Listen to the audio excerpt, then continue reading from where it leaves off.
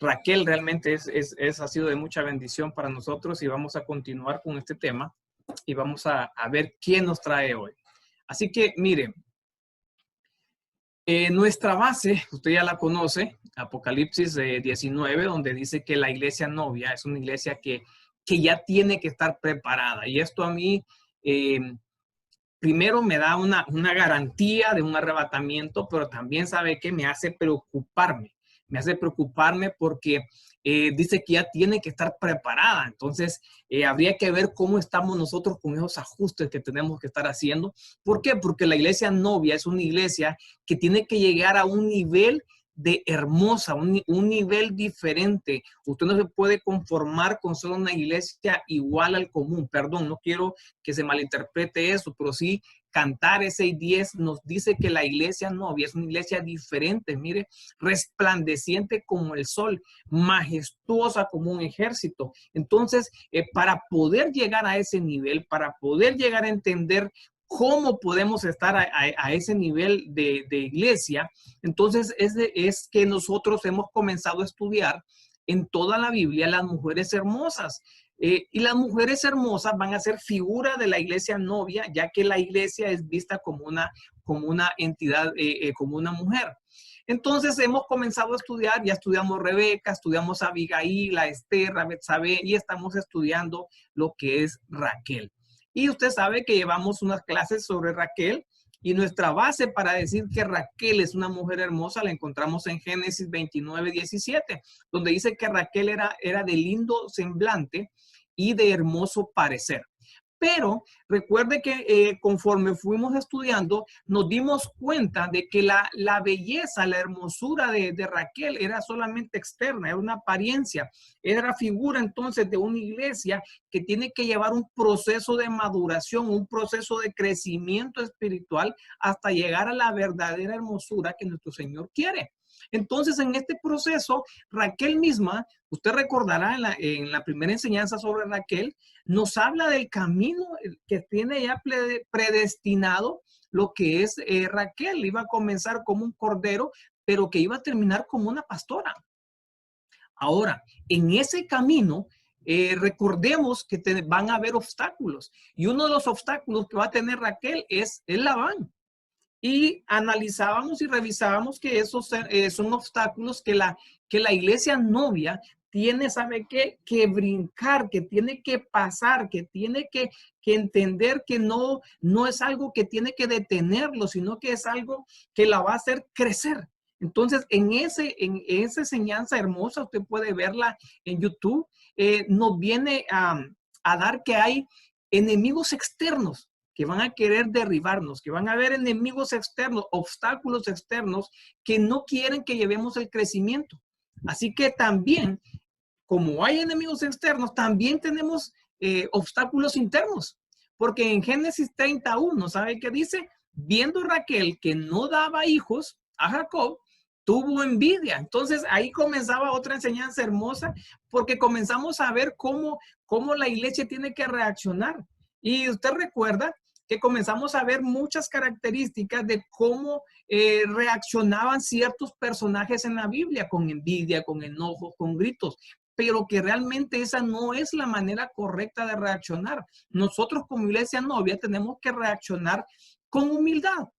También Raquel nos mostraba de que cómo reaccionaba incorrectamente, pero que también ella buscaba ayuda a las personas equivocadas, porque ella había un problema y la ayuda la buscó en Jacob. A él le decía, dame hijos. Entonces, miramos también que tenemos que buscar de la manera correcta. Nosotros como iglesia novia no tenemos que buscar la solución a nuestros problemas en el vecino, en nuestras fuerzas, en nuestro conocimiento, sino que tenemos que buscarlo en el Señor. Tenemos que llegar a buscarlo a Él. Hasta ahí vamos con la enseñanza y nos quedamos, y es donde quiero comenzar, con la tercera parte que no pudimos desarrollar en la clase pasada, de Génesis 31, donde dice, viendo Raquel que no daba hijos a Jacob, tuvo envidia de su hermana y decía a Jacob, dame hijos o si no me muero. Mire qué interesante. Si no me muero, porque cuando analizamos esta palabra de que si no me muero, ¿sabe que nos ayuda el diccionario? Cuando comienzo a ver el multiléxico y comienzo a ver esta palabra de me muero, dice que significa perder la vida. El término se refiere a una muerte física. Entonces, tiene muchas implicaciones, porque va a ir desde una muerte física, pero también relacionan la misma palabra con Nabal, cuando dice que su corazón se endureció, que su corazón hubo gran temor, hubo miedo. Entonces, ese es otro tipo de muerte que puede suceder cuando nosotros venimos y llegamos, ¿sabe cómo lo veo? Como a un nivel de desesperación, un nivel de frustración, donde las decisiones que hemos tomado no han sido las adecuadas y no vemos los frutos, no vemos los frutos de eso. Pero también esta palabra se utiliza cuando Abimelech, ¿sabe qué? Dice como cuando una piedra de molino destrozó su cabeza, pidió al escudero que lo matara. Entonces, nos enseña que esta palabra puede usarse también cuando nosotros perdemos la esperanza de que ya no hay esperanza. Ya démonos por muerto porque ya no hay esperanza. Entonces, eso estaba hablándole Raquel, eso estaba diciéndole Raquel. Pero también mire aquí, dice que de inmediato experimentaron la muerte espiritual y como consecuencia sintieron vergüenza e intentaron cubrir su desnudez. Es la misma palabra que se utiliza. Entonces, esa palabra puede simbolizar, puede significar una muerte corporal, pero también una muerte espiritual. Entonces, es necesario entonces ver cómo nosotros vamos a manejar, ¿sabe? Esos niveles de frustración muchas veces. Yo no sé si usted alguna vez ha estado en situaciones difíciles y trata de buscar una ayuda. Usted no se queda sentado, se mueve a un lado, busca acá, pero los frutos, los resultados no son. ¿Cómo usted termina? Más desanimado, más desalentado. Entonces, es un nivel, Raquel había llegado a un nivel de frustración en el cual ella prefería la muerte. Y cuando hablamos de frustración, mire qué es: frustrar los planes de alguien, desalentar, desanimar, herir, vedar. Entonces, cuando comenzamos entonces a poner en orden todo eso, podemos encontrar en la Biblia, en esta parte de la Biblia, dos caminos.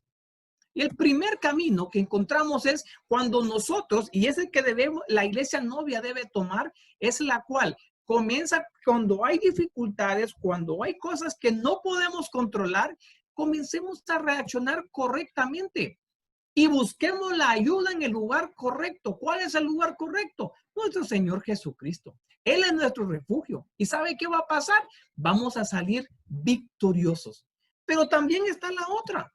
El otro camino que tenemos es que comenzamos a tomar reacciones incorrectas, decisiones incorrectas, nos llenamos de miedo, nos llenamos de frustración, nos llenamos de preocupación, comenzamos a gritar, comenzamos a estar enojados y eso nos va a llevar a que podamos llegar a buscar ayuda en lugares equivocados, en lugares incorrectos.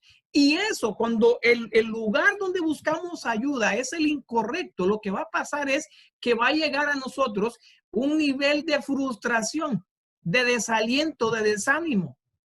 Y lo terrible es que puede terminar en la muerte. Entonces, mire, es un proceso de degradación en la cual puede llegar a una muerte. Recuerde, tanto física, y ya se lo voy a demostrar que por qué física, pero también espiritual. Entonces puede haber una iglesia en este momento que no ha aprendido a tomar decisiones correctas, no ha aprendido a buscar la ayuda correcta y hoy está en frustración, en desánimo, desaliento y con una muerte espiritual. ¿Cómo está usted?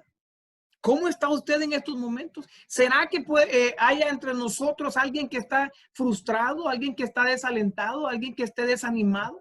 ¿Será que tenemos que revisar cómo reaccionamos? ¿Será que tenemos que revisar si hemos tomado los caminos correctos? Porque mire, desalentar, cuando buscamos lo que significa desalentar, mire, desgastado. ¿Usted tiene fuerzas para leer? ¿Usted tiene fuerzas para iniciar? ¿Usted tiene fuerzas para levantarse cada día? ¿O se siente que está desgastado? ¿Se siente débil? ¿Se siente enfermo? ¿Se siente afligido? Mire qué interesante, porque esta palabra dice que está herido. Cuando uno está desalentado, está herido. Y esto puede llegar, dice, a ser hasta incurable. Pero más todavía para que usted piense y reflexione, mire esto. Si nosotros no controlamos la manera donde buscamos ayuda, si no controlamos los niveles de frustración, puede llegar hasta hacer brotar una enfermedad.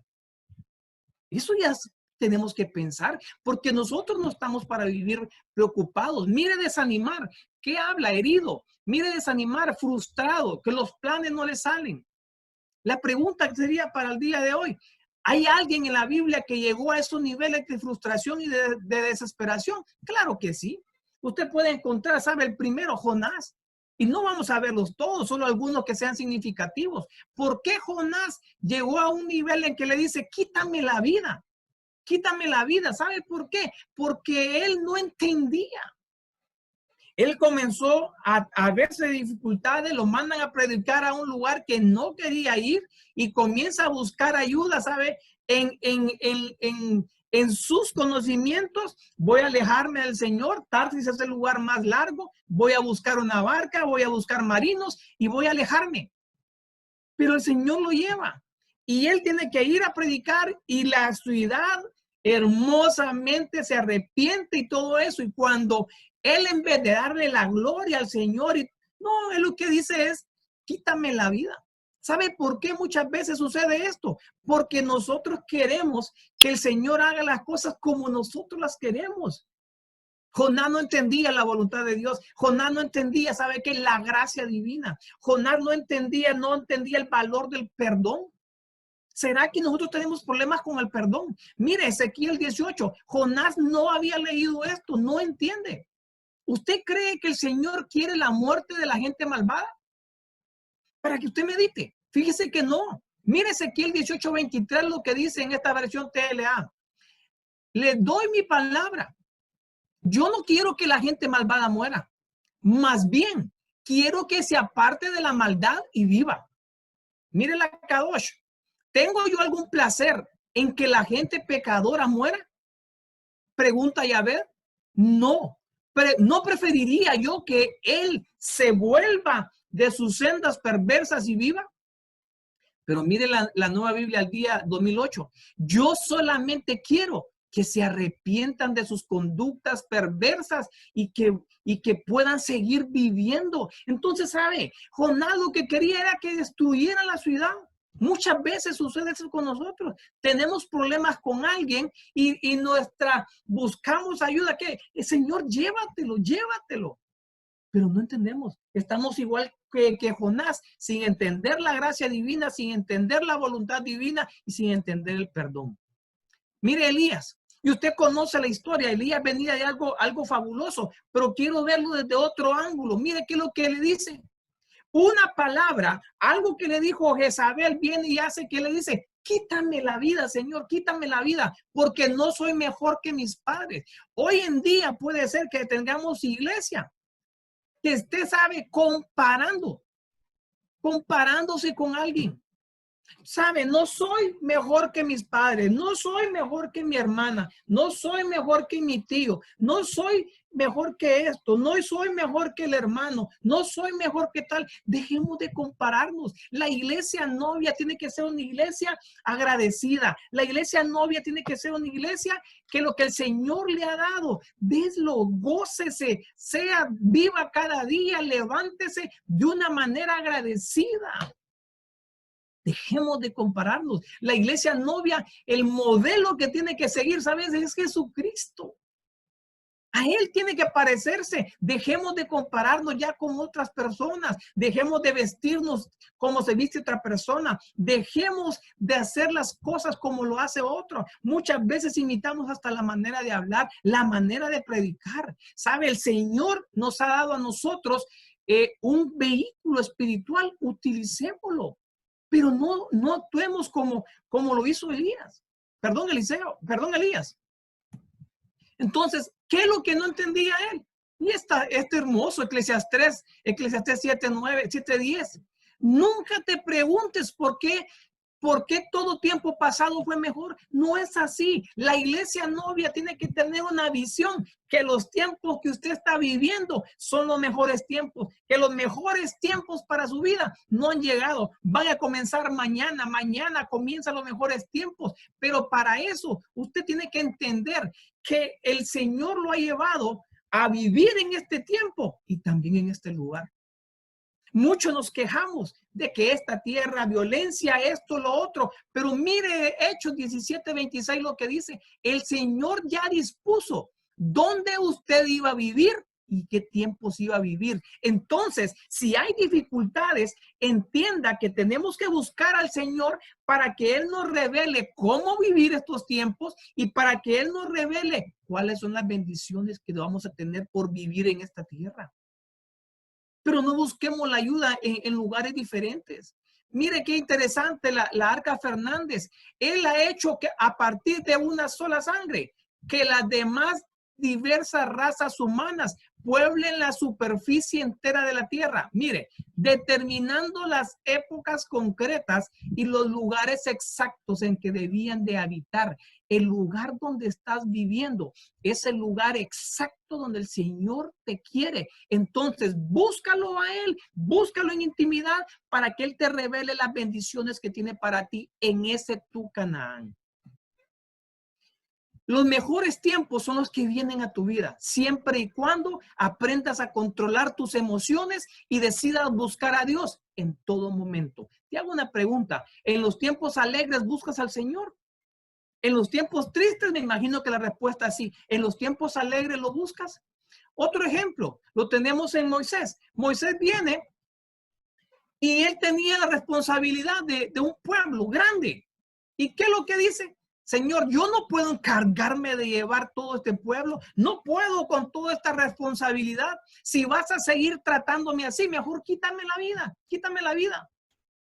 Miren, ¿cómo pasamos muchas veces? A mí me toca barrer, a mí me toca trapear, a mí esto, ustedes no entienden aquí. Yo vengo y mire, yo voy a trabajar, hice esto, hice lo otro, hice acá. Todos pasamos cargados. La iglesia novia no tiene que estar cargada. La iglesia novia tiene que aprender, ¿sabe qué? A delegar responsabilidades a cada quien. La iglesia novia debe entender que es necesario pedir ayuda. Muchas veces estamos cargados, atribulados, porque queremos hacer todo nosotros. La iglesia novia no está para eso. La iglesia novia muchas veces también debe aprender a decir no. ¿Cuántas veces usted como cristiano, usted ha sido mal enseñado? Usted no puede decirle a nadie no porque es cristiano. No es así. No es así. Cada quien tiene su responsabilidad. En su casa comience a delegar funciones. Pero mire, Moisés le dijeron que reuniera 70 y que les diera de su espíritu. La manera, las habilidades, los dones que el Señor le ha dado, enséñeselos a los demás. Enséñeselos. Tomaré una parte de tu espíritu que tienes y se los daré. Dele las enseñanzas, dele lo que Dios le ha dado. En los momentos críticos de desesperación, ¿a quién buscas? ¿Vas a ser de este grupo de Elías, Jonás o Moisés o vas a ser de Saúl y Abimelech? ¿De qué grupo vas a ser? Ellos saben cuál es la diferencia con ellos, que estos llegaron a un nivel de frustración que quisieron morir, pero no murieron, vivieron. Pero ellos llegaron a un nivel de frustración en la cual se vieron derrotados. Él fue en una batalla, él fue golpeado con una piedra en la cabeza. ¿Y sabe qué hicieron? Ellos murieron. ¿Por qué? Porque en vez de buscar al Señor, ellos buscaron a sus escuderos. Pero este grupo, aunque se habían equivocado en el camino, aunque ellos llegaron a un nivel de frustración difícil, buscaron a Dios y vivieron. ¿Qué decisión vas a tomar? ¿Qué camino vas a buscar? Porque aún si estás aquí en un nivel de frustración, de desaliento, de desánimo, aún hay esperanza para que comiences a hacer las cosas correctas y buscar la ayuda en el lugar indicado y poder salir victorioso. Pero si sigues haciendo las cosas de la misma manera, reaccionando equivocadamente, buscando a las personas equivocadas, no controlando la frustración, el desaliento, va a venir una tristeza que va a venir, puede convertirse en una enfermedad. que te pueda llevar al amor. Pero la decisión es tuya. Dios quiere que lo busques en todo tiempo. Dios quiere que seas victorioso. Punto número 2. Raquel, como figura de la iglesia novia, también nos enseña algo. Y esta es otra reacción, otro obstáculo que tiene la iglesia, que lo va a tener. Y está en Génesis 29:31. Y vio Jehová que Lea era menospreciada y le dio hijos, pero Raquel era estéril. Raquel no le podía dar hijos. Mire, Raquel la amada, Raquel la preferida de Jacob, no le podía dar hijos. No le podía dar hijos. Y para poder entender más la parte de la esterilidad, porque tenemos que ver que eras parte de la iglesia, ¿será que toda la iglesia es fructífera? ¿Será que todos como iglesia estamos dando los frutos que Dios espera? ¿Que el Espíritu Santo espera? Posiblemente no. Muchos estemos así frustrados como Raquel en un periodo de esterilidad tremendo. Y estemos viendo que hay otras personas que sí están siendo fructíferos. Y lo que comenzamos a hacer es menospreciar. Y aquí tendríamos que analizar bien este versículo, porque mire, dice en la pechita que Lea era aborrecida. La Torre Samad 2003 ya nos aclara quién era. Dice, pero como viese el Señor que Jacob hacía poco aprecio de Lea. Pero la Kadosh dice que Lea era odiada. La lenguaje sencillo dice Jacob rechazaba a Lea. Pero me llamó la atención este diccionario, perdón, esta versión bíblica que dice Yahvé vio que a Lea no la amaban. Y cuando usted mira la palabra amaban, está hablando de un plural, no habla de un singular. Incluso hay un comentarista que dice que el menosprecio no solamente era de Jacob, también de Lea. Imagínense ella más hermosa y se burlaba posiblemente de Lea. Entonces, esto trae una consecuencia, porque el menosprecio, cuando el Señor miró el menosprecio, cerró el vientre de Raquel. Entonces, el menosprecio va a hacer que haya esterilidad. Y mire, cuando habla de aborrecer, habla de menospreciar, y esta palabra se puede usar hay dos extremos, desde un odio intenso hasta, ¿sabe qué? A enemistades, desde odio hasta enemistades. Eso abarca el aborrecer, eso abarca el menospreciar. Mire, acá se refiere a una relación matrimonial. Dice que tomara aversión hacia la esposa. Mire que habla de menosprecio, todo lo que, las características que da. Dice que es blasfemar, desechar, despreciar, tener en poco. Mire, tratar algo con irreverencia. Mire todo lo que implica menosprecio. Mire lo que es un menospreciador. Alguien que engaña, alguien que falta, alguien que es infiel, alguien que es desleal, alguien que es un prevaricador. ¿Usted sabe lo que es un prevaricador? Es alguien que hace caso omiso a la palabra, no le interesa, aunque la sabe, le hace caso omiso a la palabra. Mire, alguien que comete traición, alguien que es desleal. Menospreciar, entonces, tiene muchas implicaciones y es necesario entonces que la iglesia revise la manera como está viviendo, porque puede ser que nosotros estemos menospreciando. Ahora la pregunta sería, ¿cómo sabemos si nosotros estamos menospreciando? ¿Hay alguna característica de estas en usted? ¿Alguna vez usted se ha hecho esto? ¿Blasfemar? ¿Alguna vez usted le ha dado la espalda al Señor? ¿Alguna vez usted ha desechado la palabra? ¿Alguna vez usted ha desechado algún hermano? ¿Alguna vez usted se ha enojado con algún hermano? ¿Alguna vez usted ha tenido en poco la palabra? Preguntas fuertes. ¿Alguna vez usted ha tenido en poco a un hermano? ¿Alguna vez usted ha tenido en poco a un predicador? Tratar con irreverencia. Hay algo, el templo, ¿usted lo ha tratado con reverencia o lo ha tratado con irreverencia? Odiar, aborrecer, desleal, desobedecer. ¿Ha desobedecido usted alguna instrucción? ¿Ha sido infiel alguna vez? ¿Ha sido rebelde? ¿Ha traicionado usted alguna vez? Mire todas estas cosas, implicaciones que tiene el menosprecio, porque entonces tendría que preguntarle, ¿está siendo estéril o está siendo fructífero? ¿Hay de estas características en tu vida en este momento? Consecuencias del menosprecio. Mire cuáles van a ser los efectos, lo que va a ocurrir si nosotros seguimos menospreciando. Se va a secar, va a caer, va a fallar, va a desmayar, va a despreciar, va a debilitarse, va a marchitarse. En otras palabras, todo esto, ¿sabe qué es? Esterilidad. ¿Cómo está tu vida espiritual en estos momentos?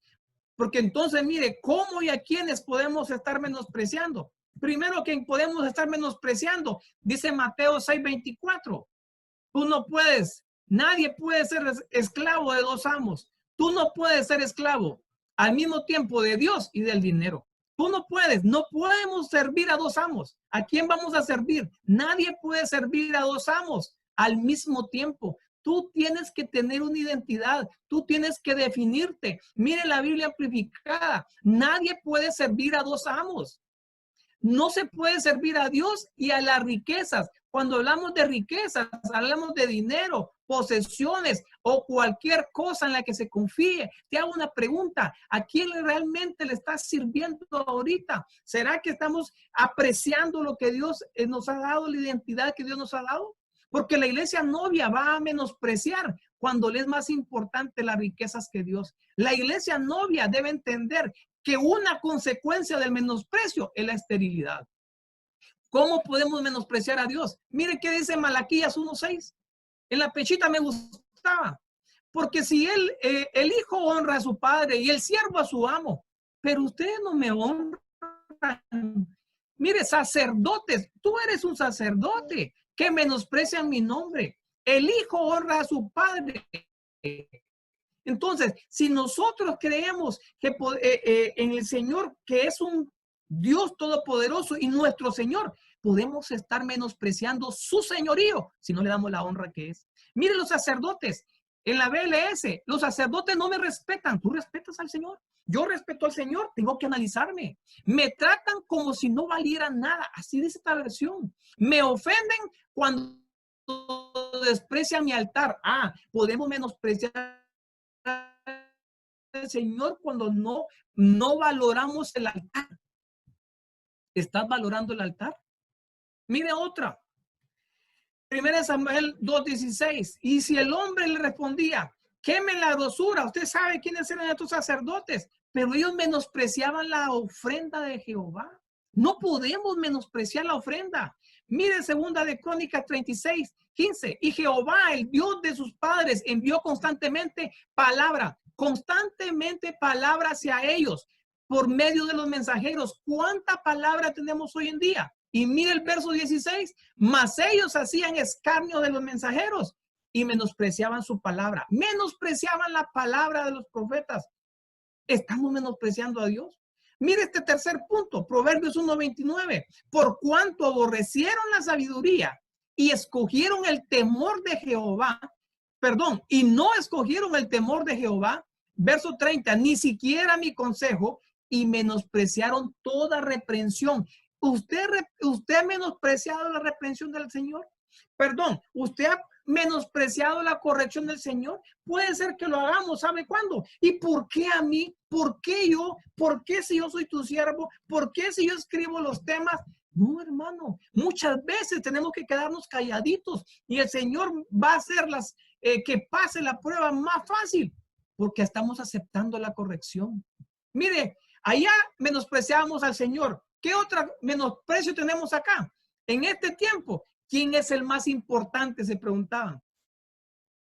Así que el que se vuelva tan humilde como ese pequeño, es el más importante. Pero menospreciaban a los más pequeños. ¿Y quiénes son los más pequeños? Mire, ¿quiénes son los más pequeños? Los cristianos inmaduros, los corderos, los que acaban de llegar a la iglesia. Te hago una pregunta. ¿Cómo actuamos cuando llega un hermano nuevo y se va a sentar en la silla? hermano, hágase un lado que aquí se sienta este siervo que tiene 20 años de estar en la iglesia. No, hermano, tenemos que cambiar porque, ¿sabe? Hay ángeles que están apuntando. Si nosotros menospreciamos a hermanos que están iniciando en el evangelio, tenemos que apoyarlos, tenemos que cuidarlos, tenemos que ser parte de ellos y ayudarlos. No es fácil ingresar a la vida cristiana, no es fácil. Y nosotros como iglesia novia tenemos que apoyarlos, no menospreciarlos. ¿Por qué? Porque el menosprecio nos va a dar esterilidad. Mire Proverbios 14:21. Comete pecado el que desprecia a su prójimo. Perdón, ¿hay algún prójimo al que usted menosprecie? ¿Alguna persona a usted no le cae bien? Porque es un pecado. Tenemos que hacer la paz. Yo no digo, vaya, abrácelo, béselo, pero sabe, tenemos que controlar esa parte de nuestro corazón que menosprecia al prójimo. Es necesario hacerlo. Y quiero cerrar con esto. Mire, no menosprecies a tu madre cuando se halla en la vejez. Proverbios 23:22. Y no, mire, la versión Huneman que dice, la iglesia novia debe entender que no puede menospreciar, no puede menospreciar. El menosprecio va a hacer que la iglesia novia, haya esterilidad. ¿Cómo venció la esterilidad Raquel? Raquel lo intentó de varias formas. Primero buscando a Jacob, después dándole a Bilha para que tuviera hijos. Esas son formas humanas de querer ser fértil, pero ¿sabe cómo lo hizo? Después usando mandrágoras, tampoco le funcionó, pero al final, ¿sabe cómo venció la esterilidad? Génesis 30:22. Y se acordó Dios de Raquel y la oyó Dios, y la oyó Dios, y la oyó. Mire, oyó sus ruegos, oyó y la hizo fecunda, oyó Dios y abrió su matriz, oyó su oración. Entonces, ¿sabe qué hizo Raquel? Ella llegó a este nivel de frustración, de desaliento, y corrigió su camino y fue a buscar al Señor para salir victoriosa. ¿Quieres vencer tu esterilidad? Si no hay frutos en tu vida, puede ser que estemos llevando este camino incorrecto. Es necesario comenzar a buscar al Señor en todo tiempo, en todo tiempo. Aquí cierro este punto. Vamos a seguir con el tema, pero ahorita va a comenzar a compartir por un tiempo parte de la esterilidad. Va a comenzar William, así que yo me voy a desconectar para que William comience a dar un tema sobre la esterilidad. Bien, estamos hablando de las mujeres estériles y una de las mujeres estériles era precisamente esta mujer de Manoa, que era la esposa de Manoa y que fue la mamá de Sansón. Entonces, al ver a Raquel como una mujer estéril, nos damos cuenta también que hay mujeres estériles en la Biblia y queremos ver eso que implica la esterilidad, que es no dar frutos. Nosotros vemos en Mateo 7, donde se habla 2 veces. A mí me llama la atención que la Biblia dice ahí cerquita 2 veces que hay que dar frutos. Por su fruto los conoceréis, por su fruto los conoceréis. Entonces, la esterilidad es una característica que debemos quitar de las iglesias. Así como Raquel avanzó y llegó a ser una mujer fructífera, así también la iglesia novia tiene que avanzar, quitarse la esterilidad y llegar a ser una mujer fructífera, una iglesia fructífera. Entonces leemos que en Jueces 13:2 dice, y había un hombre de Sora, de la familia de los danitas, el cual se llamaba Manoa. Su mujer era estéril y no había tenido hijos. Y dice que el ángel del Señor se le apareció a esta mujer y le dijo, he aquí tú eres estéril. O sea que en la Biblia relata que hasta el ángel de Dios le dijo que ella era una mujer estéril y que no había tenido hijos, pero concebirás y darás a luz un hijo. Aquí el ángel del Señor le da una promesa, le da la promesa de que esta mujer iba a dar a luz y finalmente el fruto que iba a venir era Sansón, que vino a ser un alivio para los israelitas. Pero vamos a seguir viendo qué sucedió con esta mujer, qué características tiene y nos hacemos 2 preguntas. ¿Por qué la esposa de Manoa era estéril? La primera pregunta. Y luego, ¿cómo hizo ella para salir de la esterilidad? Así como vimos que Raquel siguió un proceso para salir de la esterilidad y dar fruto, así también la esposa de Manoa siguió un proceso en vista a dar fruto.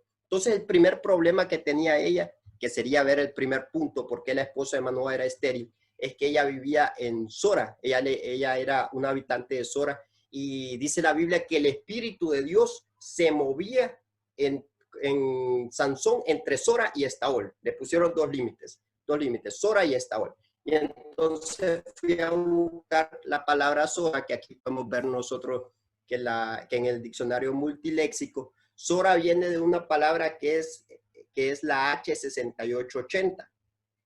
Rápidamente vamos a buscar la palabra 6880 y nos damos cuenta que significa desesperación. Y se traduce como avispa en este pasaje de Éxodo 23:28.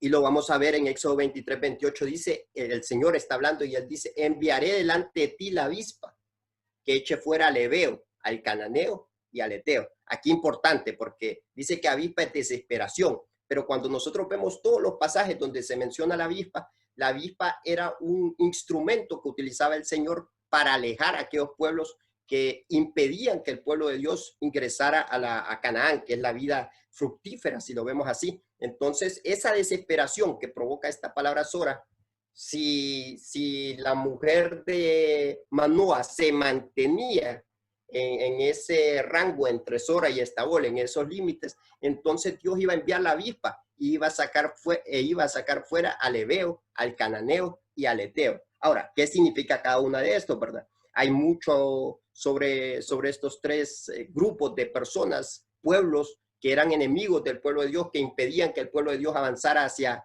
la vida fructífera, avanzara hacia Canaán. Y nos damos cuenta, por ejemplo, que Ebeo, cuando uno busca esa palabra Ebeo, uno se da cuenta que viene de Eva. Me llama la atención bastante porque cuando estamos viendo el primer capítulo, el primer pasaje que vimos, dice que eran de los danitas. Y cuando uno empieza a buscar acerca de Dan, dice que Dan es como serpiente junto al camino. Serpiente junto al camino. O sea, nosotros nos debemos mantener en Sora y Estaol. Ahí son los límites. Ese es el camino. Recordemos que la Biblia dice que Jesús es el camino. Pero ¿qué pasa si nosotros damos un paso en falso y caemos a un lugar junto al camino? Dice que ahí la serpiente está presta y nos puede picar. Entonces nunca nos debemos apartar del camino, nunca nos debemos apartar de estos límites que existen. En esos límites está la avispa, en esos límites Dios nos da protección.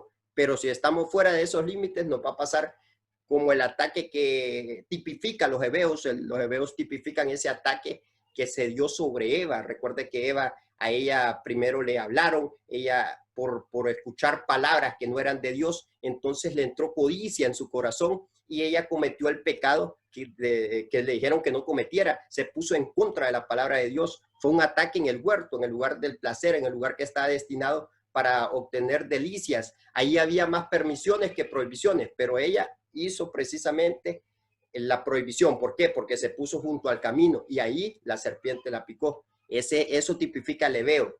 El Ebeo, esa palabra viene al final de dadora de vida. Imagínense el significado de la palabra Eva, dadora de vida, pero terminó al final dañada por la serpiente porque se puso junto al camino, se salió de los límites. Bien, el segundo que está ahí es el pueblo cananeo. Y ese pueblo cananeo, cuando uno ve el significado, significa mercader. Y eso tiene un lado positivo y otro negativo, ¿verdad? Porque nosotros estamos llamados también a tener abundancia, a ser prósperos. La Biblia dice, y el pastor lo está recalcando bastante, que Dios da el poder, el coaj de hacer riquezas. Pero, ¿qué pasa cuando nosotros ponemos el amor en el dinero? Cuando amamos el dinero. Entonces ahí viene el problema. Ahí es donde nos salimos de los límites y viene la picada de la serpiente, porque entonces ya no estamos confiando en Dios, ya estamos siendo como este segundo ataque, que es un mercader, tantas cosas que se ven de cómo se trata de vender dones, cómo viene la simonía, que es ese hecho de vender dones, esos problemas que se dan en la iglesia, porque no hemos avanzado a la iglesia novia, porque todavía nos mantenemos estériles. Entonces, salirse de Sora es un problema, salirse de Sora es un problema. Y después el otro ataque que quiero ver es el del Eteo. Este es bastante interesante y por ahí estaba hablando el hermano Ronnie también de eso, porque et es una palabra que significa no miedo, significa terror. Y es increíble, ¿verdad? Ese problema del miedo cuando se convierte en terror, cuando tenemos miedo, cuando eso no nos permite avanzar, cuando nos detiene, nos paraliza, el miedo detiene, el miedo paraliza, el miedo nos impide la búsqueda del Señor. Vuelvo al ejemplo de Eva, cuando ellos pecaron, ¿qué tuvieron? Tuvieron miedo. Ahí aparece el miedo y ese miedo los hizo alejarse de la presencia del Señor. El Señor bajaba, ni siquiera sabía si los iban a castigar o no. Ellos no sabían nada y lo que hicieron fue tener miedo. Ese fue el ataque que recibieron los heteos. Entonces, el segundo punto, siempre siguiendo con la mujer de Manoah, el primero ya vimos que es fuera de los límites, ella se salía de los límites. El segundo punto lo podemos encontrar en un versículo más adelante, porque el ángel del Señor que se le presentó le dijo, ahora pues, cuídate de no beber vino ni licor, ni de no comer ninguna cosa inmunda. Entonces, el vicio. A veces uno piensa que es mentira, ¿verdad? Pero nosotros los cristianos tenemos falencias, tenemos fallos, y para algunas personas el vicio puede ser una de las falencias. De hecho, Lucas 21:34 a mí me llamó la atención, porque entonces empecé a buscar embriaguez y veo este pasaje, ahí está hablando nuestro Señor Jesús, y Él dice, estad alertas, no sea que vuestro corazón se cargue con disipación y embriaguez. Embriaguez, imagínense, un vicio. Y con las preocupaciones de la vida, eso es importante, las preocupaciones son terribles porque nos apartan de la fe del Señor. Dice la Biblia, por ninguna cosa estéis afanosos, por ninguna cosa estéis preocupados. Y dice que hay que poner la carga en el Señor. Entonces hay que quitarnos las preocupaciones porque son una carga. Y dice que aquel día venga súbitamente sobre vosotros como un lazo. Nos amarra, pero si nosotros seguimos leyendo, dice, más velada en todo tiempo, orando para que tengáis fuerza para escapar de todas estas cosas que están por suceder y podáis estar en pie delante del Hijo del Hombre. Precisamente este tema, esa función tiene, ¿verdad? Ese es el impulso del Espíritu con este tema, que nosotros cuando venga el Señor, cuando Él descienda a las nubes, nosotros podamos estar de pie delante del Hijo del Hombre. Porque también dice 1 Juan 2:28, dice que a muchos de ellos van a salir avergonzados cuando venga el Hijo del Hombre. Entonces va a venir el Señor y muchos van a salir avergonzados. Pero ¿qué queremos nosotros? ¿Estar de pie delante del Hijo del Hombre o estar avergonzados, como dice ese pasaje bíblico? Entonces, una de las cosas que tenía esta mujer es que le dicen que se cuide de no beber vino y licor porque lo consumía. Bien, tercer punto, siempre en el mismo verso dice, cuídate de no beber vino ni licor y de no comer ninguna cosa inmunda. Entonces, otro problema que tenía la mujer de Manoah, no solo le dicen no beber vino ni licor, por ejemplo, licor era cerveza cuando busqué el significado, pero ya es cosa inmunda. Y entonces vamos a buscar qué significa esa palabra de cosa inmunda, y me doy cuenta que significa mancillar, significa contaminar, significa impuro, y esos son los significados principales que tiene. Y la inmundicia realmente nos aleja de Dios, es contaminación. La Biblia dice que no seamos contaminados ni del cuerpo, también dice que no seamos contaminados en el alma y mucho menos que seamos contaminados en el espíritu. Entonces hay que tener bastante cuidado porque muchas cosas nos pueden contaminar, nos pueden volver impuro. Dice impuro en el sentido religioso. Al que era impuro lo sacaban del campamento. Imagínense todo lo que sucedía.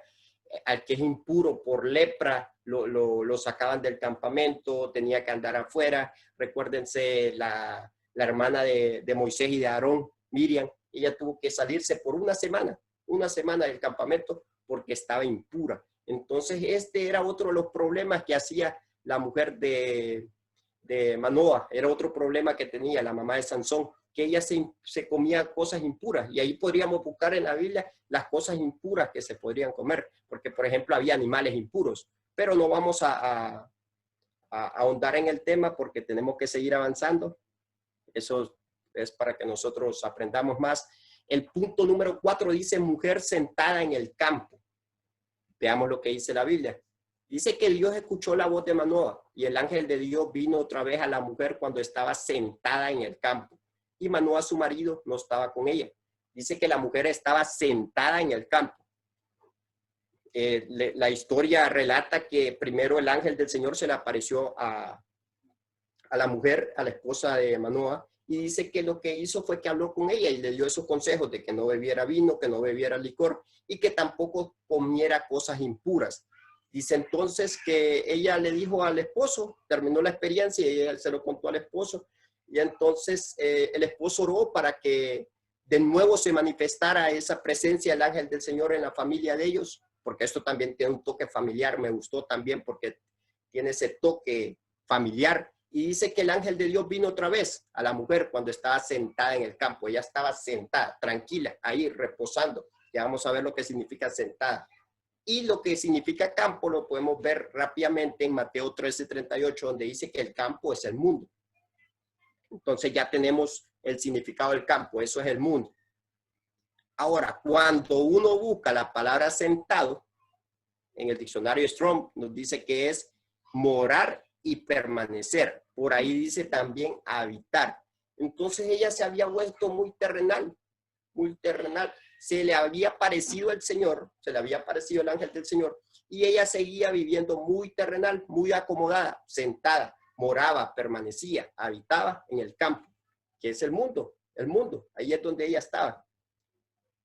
Tenía todos esos problemas, pero se había salido los límites, tenía vicios, el tercer punto era que comía cosas inmundas, el cuarto punto es que estaba sentada en el campo, ahí tranquila.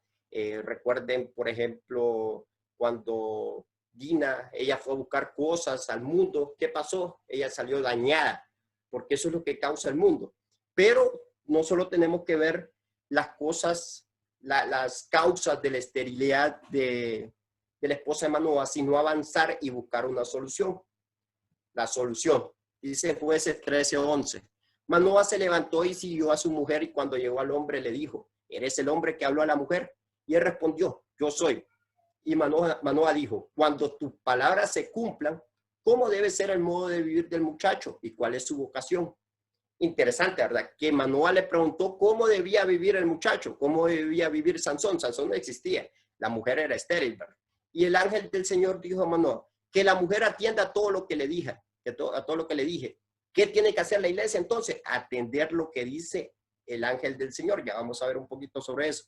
Entonces tenemos que atender la voz del Señor. Dice, no comerá nada que venga de la vid, no beberá vino ni licor, ni comerá nada inmundo. Me llama la atención que preguntaron por el muchacho, el modo de vivir del muchacho. Y no, le contestaron por ella, que guarde ella todo lo que le he mandado. Eso es lo primero. Entonces, guardar todo lo que manda el Señor, guardarlo, depositarlo en nuestro corazón. Dice que guardar es como poner cerco, que no salga del corazón y que lo pongamos por obra, así como hacía Esdras. Y Jueces 13:17 nos da parte de la solución. También dice, entonces dijo Manoah al ángel de Jehová, ¿cuál es tu nombre? Entonces el ángel le dice que él es admirable. Y Manoah al final le dice a su mujer, ciertamente moriremos porque a Dios hemos visto.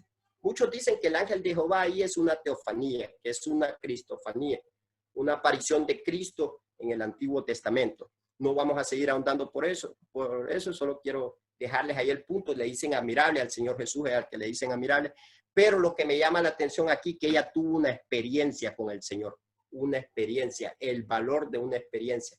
Una experiencia con el Señor nos puede cambiar la vida, y eso fue lo que le pasó a la mujer de Manoah. Ella tuvo una experiencia, pudo ver al Señor. Dice que el ángel hizo milagros en presencia de ellos. Entonces eso es importantísimo, que nosotros cuando recibimos el milagro lo valoremos, y así vamos a perder la esterilidad y vamos a ganar la fertilidad. Y para terminar, cerrando este punto, recordar que no solo es haber tenido la experiencia, luego sigue un proceso. El proceso que sigue después es que debemos permanecer. El que permanece es el que se va arrebatado. El que no permanece, no. Tenemos que permanecer. Y eso es lo último, permanecer. Recordemos, Salomón tuvo un reinado hermoso, tuvo una experiencia con el Señor, un sueño que le cambió la vida, pero después no permaneció. Y entonces nosotros, como iglesia hermosa que se está preparando para casarse con el rey, tenemos que permanecer. Y con esto cerramos, y creo que sigue Zamora.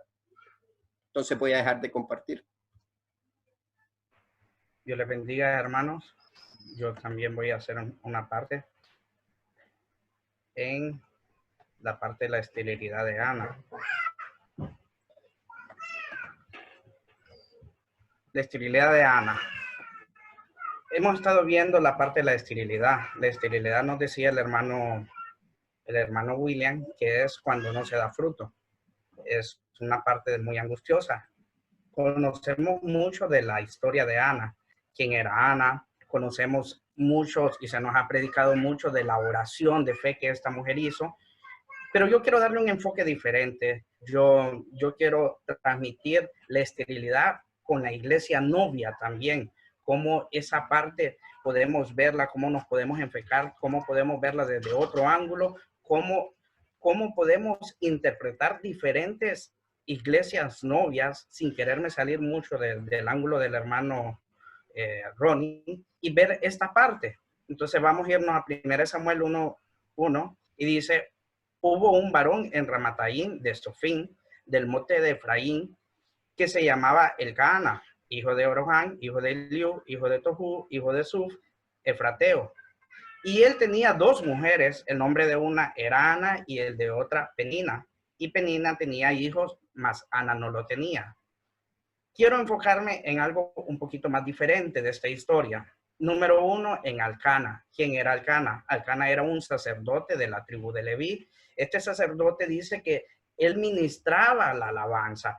En Crónicas, en Primera de Crónicas, podemos encontrar que vino y fue apartado para hacer la alabanza. Desde ahí hubo un cambio, que ese es un punto que deberíamos de tenerlo, que hubo un cambio cuando se integró a la parte de la religión, la alabanza, cuando José comenzó a ministrar por medio de la baja alabanza. Ahora, Elcana, este sacerdote me llamó la atención y lo fuimos a buscar en el Strong, la palabra hebrea 511, pues nos dice que Dios ha obtenido, pero nos hace una comparación, dice que se compone de dos, de la hebrea 410 y de la hebrea 7069. Miren qué interesante esto que encontré, porque la 410 dice que él, la parte del Cana, la parte él, es una parte que dice que es fortaleza, es como un adjetivo poderoso, específicamente el todopoderoso. Y cuando vi esto, quise enfocarme como el Cana, como una figura. ¿La figura de quién? Del único todopoderoso.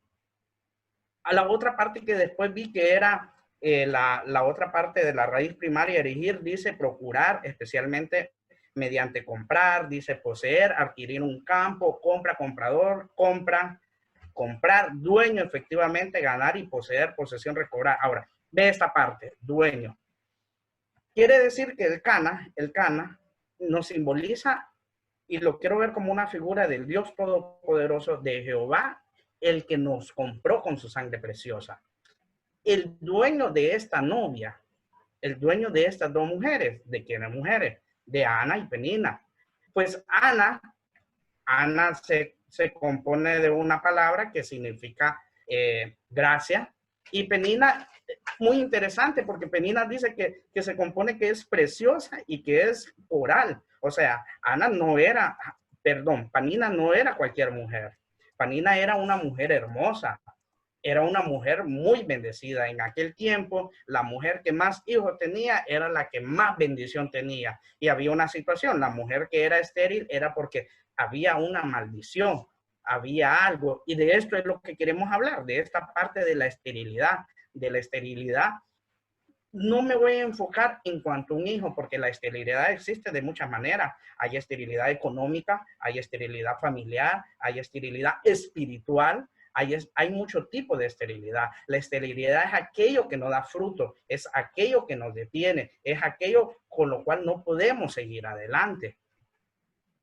Y veamos, y todos los años aquel varón subía de su ciudad para adorar y para ofrecer sacrificio a Jehová de los ejércitos, en Silo, donde estaban dos hijos de Elí, Oni y Fines, sacerdote de Jehová, mucho que tocar ahí, y lo vamos a dejar para después. Y cuando llegaba el día en que el Cana ofrecía sacrificio, daba a Penina, a su mujer, a todos sus hijos y a todas sus hijas, a cada una de su parte.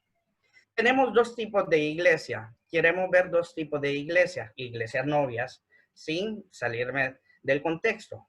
Penina, empecemos Penina, una mujer linda. Una novia que es bien bendecida. Una novia que ha podido darle fruto, que ha podido darle hijo a su esposo, que ha estado allí. Ahora, una mujer entregada, bendecida completamente. Es una iglesia novia que está muy bien delante del Señor. Una iglesia novia que ha recibido muchas bendiciones de parte de su esposo.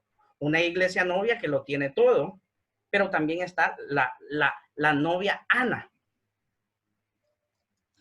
Y vean que el Cana, como sacerdote, como figura de Jehová, le daba su parte a Penina, le daba su parte, pero a cada uno de su parte. Ahora, me quiero enfocar en este tipo de novia, a Ana.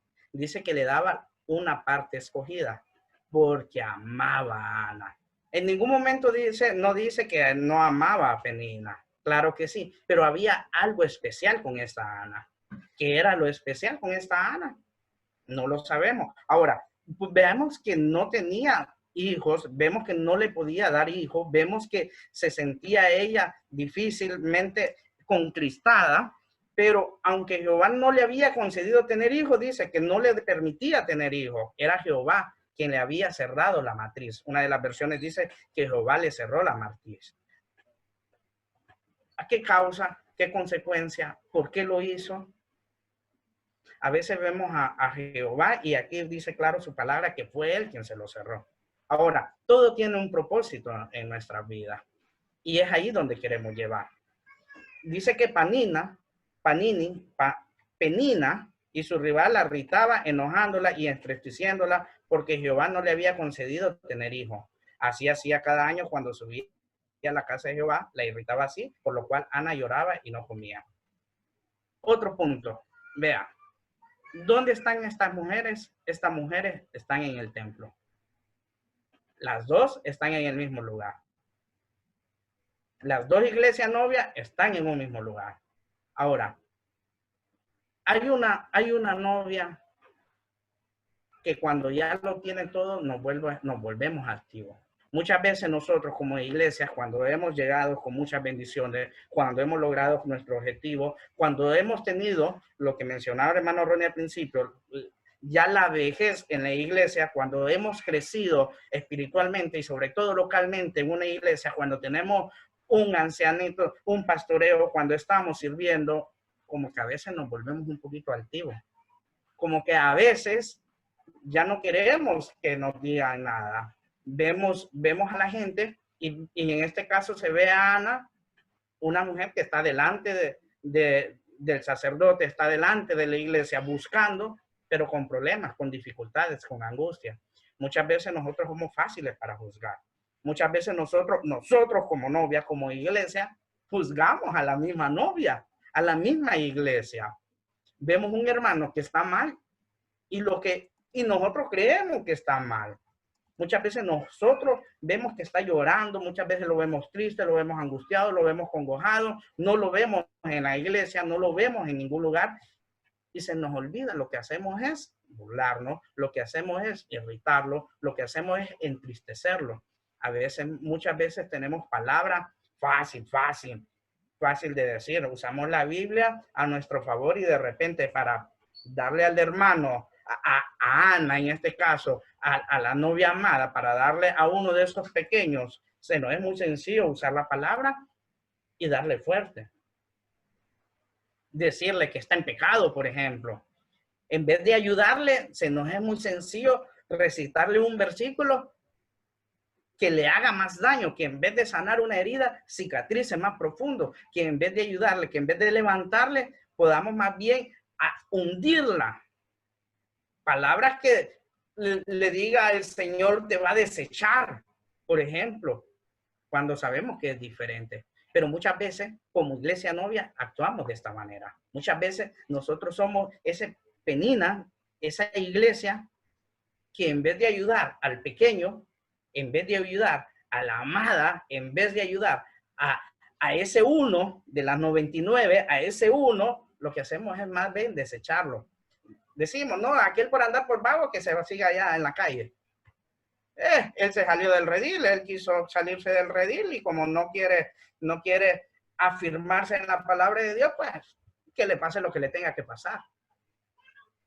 Cuando el esposo es diferente, cuando el esposo tiene una parte escogida para nosotros. Tiene una parte especial para ese uno. Dice que deja las 99 y va por ese uno. Es interesante verlo desde ese punto de vista. Mire este otro punto de vista. Y el Cana, su marido, le dijo a Ana, ¿por qué lloras? ¿Por qué no comes? ¿Por qué está afligido tu corazón? ¿No te soy yo mejor que 10 hijos? Cuando leí esto, me causó gracia realmente, porque imagínense una mujer afligida, congojada, viene de un maltrato psicológico, está completamente dolida que no puede tener, sus pensamientos están porque Dios no me ha dado un hijo, y de repente viene el esposo y le dice, ¿no te soy yo mejor que 10 hijos? Yo tengo una pregunta. ¿Qué es Dios para nosotros? ¿Será Dios mejor que todo lo que tenemos? ¿Quién está primero en nuestra vida? ¿Nuestra familia? ¿Nuestros hijos? ¿Nuestra iglesia? ¿Nuestro Dios?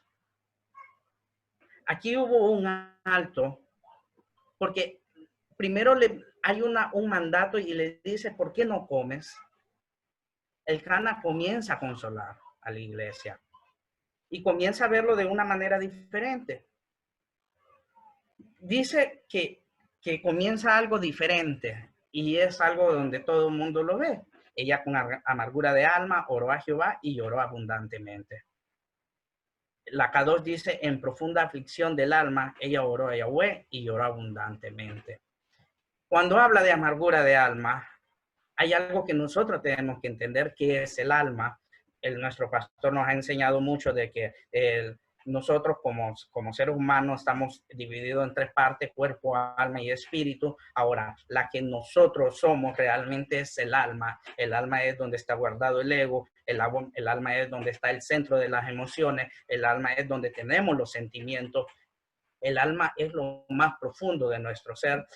Muchas veces cuando habla desde lo profundo del corazón, está hablando de parte de nuestra alma, de parte de más allá, que no está dentro de nuestro cuerpo, no está ahí, sino que está algo profundo. Y me llama la atención que esta mujer dice que oró con esa amargura y no es una amargura terrenal, no es una amargura de que estoy enojado, no es una amargura que estoy molesto, no es una amargura que muchas veces nos caracteriza de que no nos pueden decir nada porque estamos listos para poder enfrentarlo. No es ese tipo de amargura, es una aflicción del alma, es algo que está adentro, es algo que viene desde lo más profundo de nuestro ser. Y es interesante porque muchas veces vemos a alguien llegar al templo y lo vemos que llora, que llora, que llora, que llora, y nosotros decimos, no, la conciencia lo está matando. Se nos es sencillo juzgarlo. Muchas veces vemos que está llorando y creemos que está muriéndose. De repente está desahogando su alma. Está dando lo único que puede dar delante del Señor. Y es que sé mucho de eso porque cuántas veces no lo he vivido.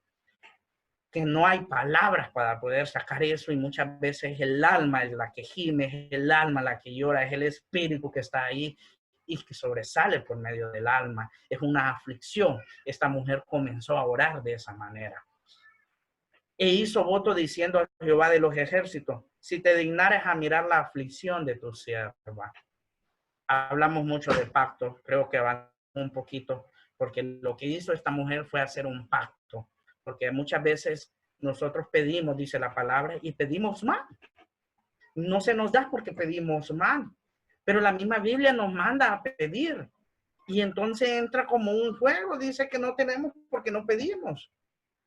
Ahora, pedimos y cuando nos dice que no nos dan porque pedimos más, muchas veces entiende como a confundir y nos gusta más la parte de que pedimos y Dios nos va a dar. Solo es de pedir y Dios nos va a dar. Y muchas veces no es así. Siempre tiene que haber un propósito. Este propósito era el que se iba a cumplir ahí. Este propósito es la esterilidad. Este propósito es eso que detiene a la iglesia. Este propósito es eso que está amarrándolo. Fíjense que nosotros tenemos que llevar fruto, pero muchas veces como la iglesia, como novia, no estamos llevando fruto. Somos la novia, Somos la esposa como Ana, pero no estamos llevando fruto. No tenemos hijos. Muchas veces no tenemos que comer. Muchas veces no tenemos trabajos y pedimos un trabajo y no se nos da. ¿Por qué será? Hay algo que yo aprendí y que se dice mucho y es que es verdad. Pedimos, pero tenemos que pedir con un propósito. ¿Cuál es ese propósito? Yo no lo sé, pero vean esto. Ana pidió y pidió y dijo con este propósito, te lo voy a entregar. O sea, lo que pidió no lo estaba pidiendo ni siquiera para ella, se lo estaba dando al Señor. Su deseo, su anhelo, lo más grande que ella deseaba, lo más inmenso. Imagínense aquel deseo de tener un hijo y de repente lo iba a tener para entregarlo. A veces la angustia. Y no es que no nos deja pensar, fíjense que muchas veces nosotros decimos no nos deja pensar, y más bien que la angustiado es cuando más pensamos, pero pensamos mal. La angustia, una vez que nosotros estamos angustiados, estamos pensando, tengo a mi niña enferma, ¿qué hago? Tengo a mi niña enferma, ¿qué hago? Dios mío, tengo a mi niña enferma, y después de estar todo el día con el mismo pensamiento, Padre Celestial, no tengo trabajo, Padre, no tengo trabajo, Padre, no tengo trabajo, y todos pedimos pero con un propósito. La pregunta es, ¿cuál es ese propósito? Sin duda, Ana lo sabía. Sabía que al entregar a su hijo iba a crear un hombre grande delante de Dios. Sabía que Dios lo iba a utilizar grandemente. Sabía que iba a ser un profeta, porque ella lo profetizó. Sabía que iba a ser un profeta de Dios. Eso es lo que sucede. Entonces, tenemos que ver esta parte de la entrega, de para qué, cuál es el propósito que realmente Dios quiere. Y aquí se basa todo. La esterilidad es la oración que podemos hacer delante del Señor.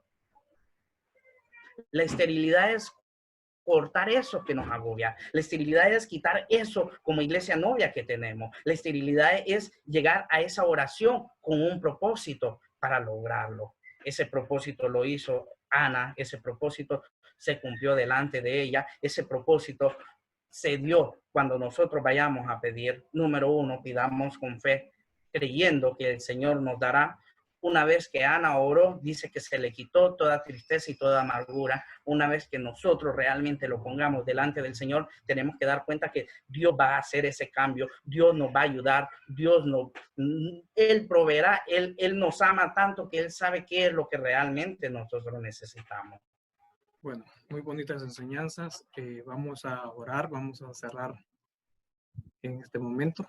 Así que, Señor, te damos gracias por este tiempo.